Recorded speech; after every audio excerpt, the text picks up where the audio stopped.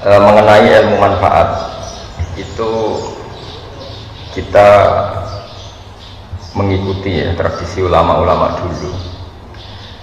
Itu kalau pakai standar dengar makna indikator atau indikasi, itu adalah dimulai dari kita legowo ya. Kita legowo dengan faham-faham atau dengan satu harapan.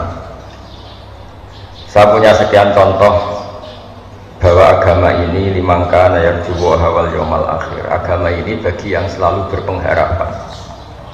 Jadi misalnya ada orang fasik atau sedang salah atau sedang goblok, sedang tidak pinter, itu kita harus membahasakan sedang.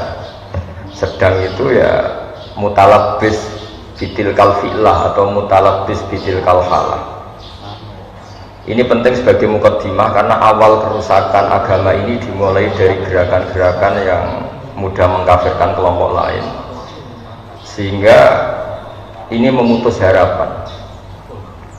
Jadi saya mohon kepada Bapak Profesor, Bapak semualah yang terlibat dalam pendidikan itu, terutama ini menyemaikan harapan. Orang yang sekarang sedang jatuh bisa saja suatu saat bangkit, yang sedang fasik bisa saja suatu saat soleh.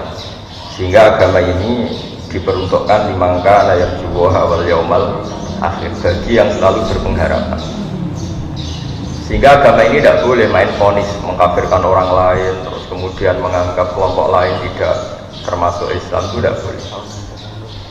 Sebab itu ciri khas ahli sunnah wal jamaah yang diimplementasikan akidah NU di Indonesia, atau kalau dalam bahasa PBNU itu sudah ahli sunnah masih ditambahi an-nahdiyah. Itu dimulai dari apa sih? Itu dimulai apa? Yang tidak mudah mengkafirkan orang lain. Karena sekali gerakan ini itu tumbuh dan kita masuk ke situ, maka orang Islam itu otomatis berkurang. Karena yang hakikatnya masih Muslim kita anggap kafir. Yang hakikatnya suatu saat tobat kita vonis atau kita statuskan, kita stigmasi sebagai orang yang jelek, sehingga nggak ada harapan lain lagi untuk baik. Sebab itu pengajian ini atau ngaji ini saya mulai dari ciri khas mazhab ahli sunnah wal jamaah tentang ilmu manfaat. Ilmu manfaat itu ilmu yang orang itu selalu berharap kepada Allah Subhanahu wa ta'ala. Liman kana yarju wal yaumal akhir. Saya beri beberapa contoh masail fikih. Ada orang misalnya mati bunuh diri atau mati karena minum oplosan. Itu di Syarhun Nawawi, syarah hadis Nawawi ketika mensarai Sahih Muslim. Gimana hukumnya orang yang mati karena oplosan atau karena bunuh diri? Sebagian ulama mengatakan jangan datangi jenazahnya sebagai hukuman biar nggak ada lagi yang mati bunuh diri. Ada ulama yang berpendapat tetap kiai itu datang karena bunuh diri itu sudah salah, dan kalau kiai-kiai tidak datang maka ditakutkan ada kefiah baru dalam mengelola jenazah. Dan itu lebih bahaya.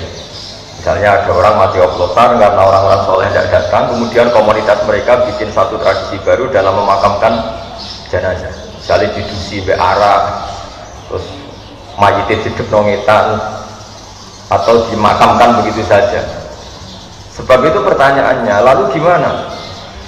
Ya al-maisur la yasqutu bil ma'zur, kita harus datang, setidaknya kita tetap mendatangi syariat Islam yang dalam mengelola jenazah dimakamkan secara benar, dimandikan secara benar, disolatkan secara apa?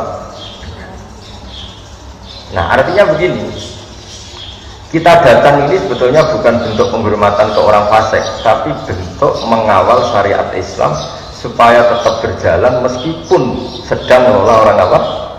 Fasik.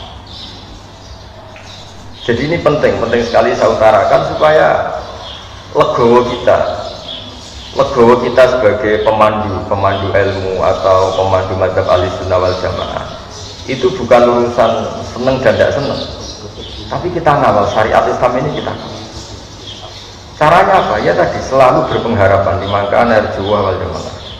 Kalau tadi dikatakan Pak Rektor misalnya susah menerapkan pesantren di kampus, Tapi jangan pernah putus harapan.